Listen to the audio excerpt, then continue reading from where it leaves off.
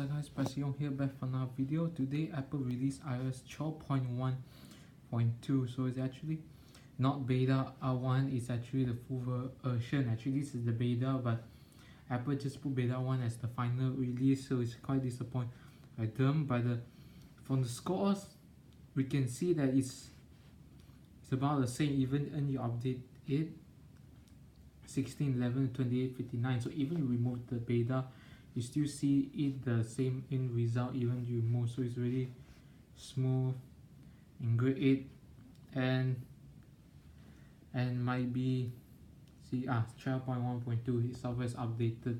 So maybe Apple might release a new beta, maybe 12.2 or 12.3, 12.1.3. See about it. Even when you update it, there's no new wallpapers. There's a little bit bug here, so no new wallpapers. So yeah, still pretty smooth.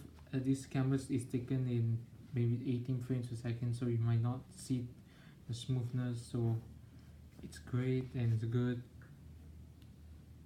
Yes, you see it's loading. Quite, yeah. That's it. Thank you. Be sure to subscribe to my channel.